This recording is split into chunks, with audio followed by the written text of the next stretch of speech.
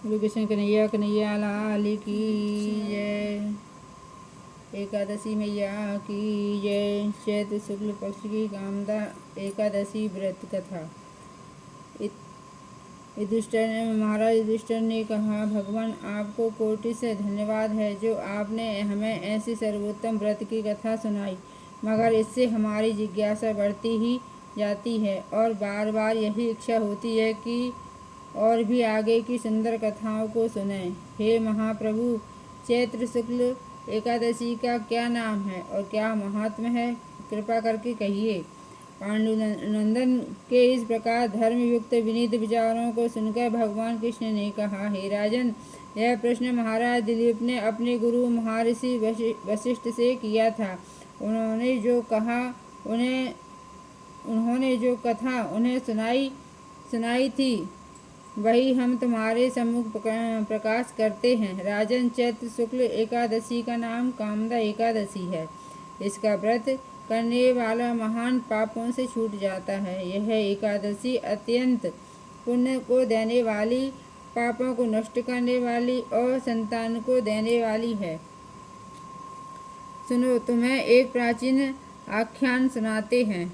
एक नगर का नाम भोगीपुर था और वह महान ऐश्वर्यों से संपन्न भी था। वहाँ पर यक्ष और गंधर्वों का निवास था। राजा का नाम पुंडरीक था।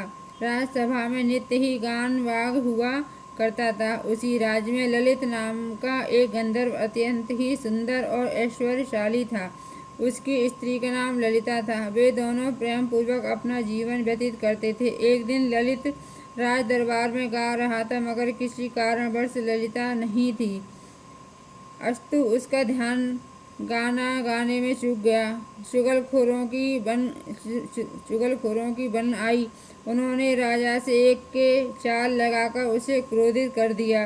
राजा ने अत्यंत क्रोध कर कहा, दुष्ट, तू राक्षस हो जा। राजा के शाप से ललित तुरंत ही राक्षस हो गया। उसका शरीर महाविशाल और भयंकर हो गया। हाथ पांव एकदम कुरूप और बेडौल हो गए। यह खबर ललित के पास पहुंची तो वह बहुत दुखी हुई, मगर क्या कर सकती थी। रोती पीटती अपने पति के साथ वह भी निकल गई। ललित क्रूर कर्मों को करने में रत हो गया। घूमते फिरते ये दोनों विंध्य प्रदेश के पर्वतों और जंगलों में जा पहुंचे,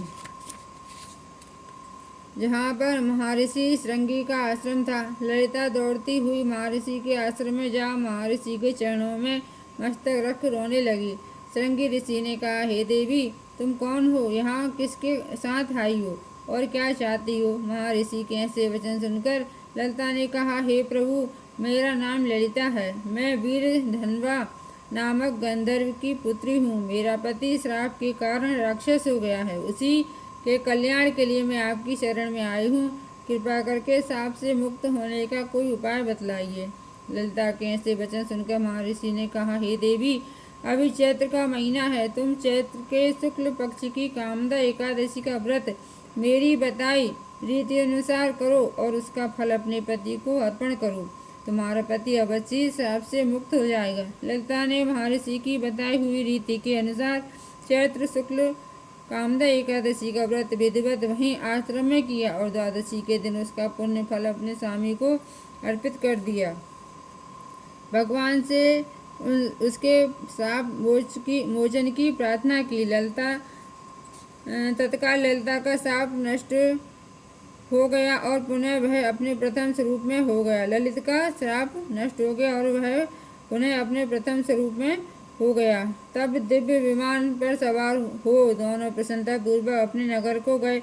अस्तु, यह कामदा नामक एकादशी का व्रत महान अक्षय फल को देने वाला और पापों को नष्ट करने वाला है। ब्रह्म हत्या इत्यादि महान पापों को करने वाला महान पापी भी कामदा एकादशी का व्रत कर पाप से मुक्त हो जाते हैं। इस कथा के कहने एवं सुनने से वाजपेयी यज्ञ करने का फल प्राप्त होता है। बोलो भगवान कृष्ण की जय। ओम नमो भगवते वासुदेवाय। ओम नमो भगवते वासुदेवाय। ओम नमो भगवते वासुदेवाय।